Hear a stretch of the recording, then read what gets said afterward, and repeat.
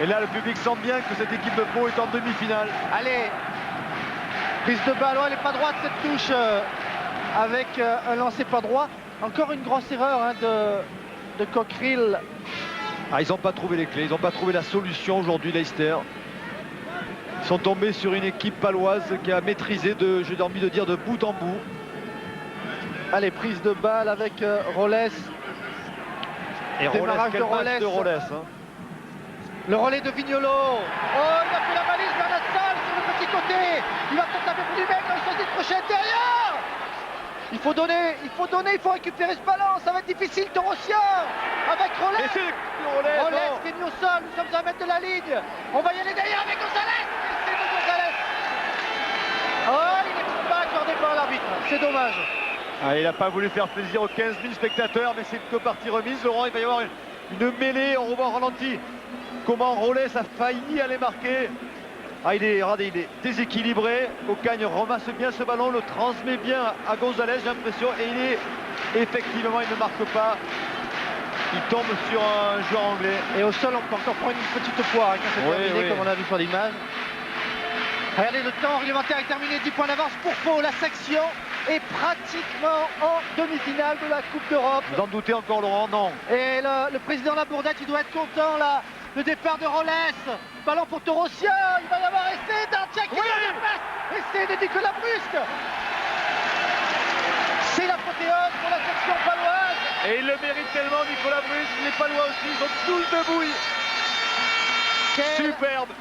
Quel bon match de l'équipe de Pau. Regardez au ralenti, c'est Rolles encore une fois qui démarre. Torossia en relais. Et la belle passe de Dantiag. Un petit lobe pour Nicolas Brusque. Superbe Palois. Ah, il peut être heureux, Nicolas Brusque, il peut avoir le sourire. Il a été à l'origine de presque tous les essais palois. Il a montré aujourd'hui qu'on pouvait compter sur lui au plus haut niveau. Regardez le public de Pau, il est heureux ce public. Mais c'est sûrement fini derrière, hein, Laurent. 33-18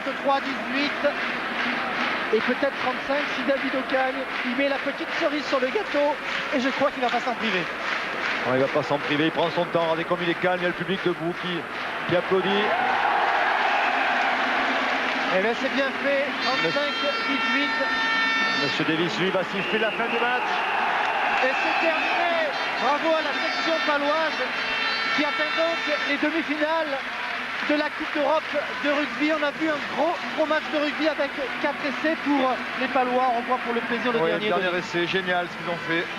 Je crois que c'est à l'image de Toulouse hier contre les Harlequins. C'est Pau à récidiver aujourd'hui au stade du Hameau. Et bien voilà, Henri, Daniel, maintenant toute la ville de Pau va chanter le fameux Béat Ciao de Pau, la chanson du coin, la chanson des Pyrénées. Et on a passé un super après-midi et on vous rend maintenant tout de suite l'antenne à Paris. Superbe spectacle, effectivement. Merci à Pau, merci à l'équipe de Brive. Alors, on rappelle les qualifiés pour les demi-finales de la Coupe d'Europe. Basse, Toulouse, Brive et Pau. C'est 3 clubs français sur 4, quasiment du jamais vu. Je suis tenté de dire historique. Il ne faut pas galvauder les mots, mais c'est fort, hein, c'est fort. La performance est exceptionnelle. Hein. C'est brillant pour le rugby français, pour les clubs de France, dont on disait qu'ils avaient une difficulté. À 18h30 dans l'émission Stade 2. Voilà. Anglais de Leicester, qui sont les finalistes de la dernière coupe. 35-18. Un véritable exploit devant 14 000 spectateurs. La section paloise a marqué 4 essais, 2 en première mi-temps, marqués par Cléda et Leloir, 2 en deuxième mi-temps de Bernard Salle et Nicolas Brusque. Une performance qui les qualifie pour les demi-finales. Les Palois joueront contre Basse le 20 décembre. On savait qu'on rencontrait quand même le pack le plus fort d'Angleterre, donc ça nous a motivés naturellement. Et on s'y est préparé, je dirais, pendant 3 semaines très bien, et le match le montre.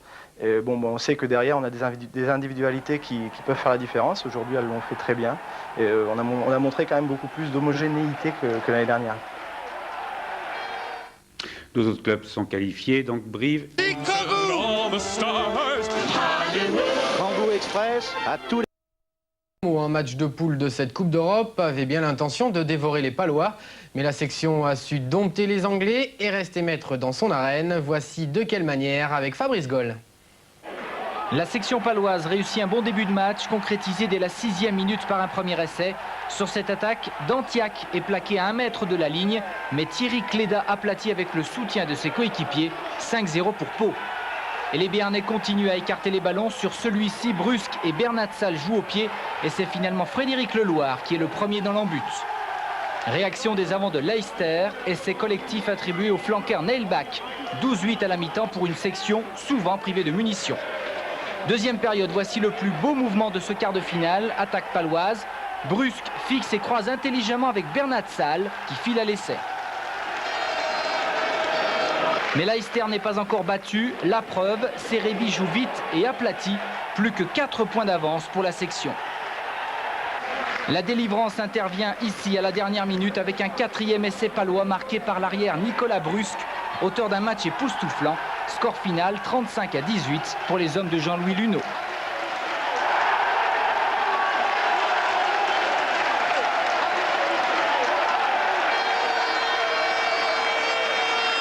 Et au retour de ce match, notre confrère journaliste reporter d'images de France 3 Aquitaine, Cyril Lemiel, a trouvé la mort à la suite d'un accident de voiture.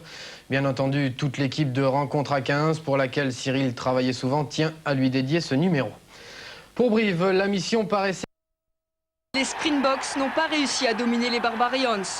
Dès la 3e minute, Olivier Roumain récupère le ballon et dans la poussée du pack, Lenny Mathieu inscrit le premier essai. Organisés et conquérants, les Barbarians français dominent et s'échappent grâce à ce 2e essai de De Villiers.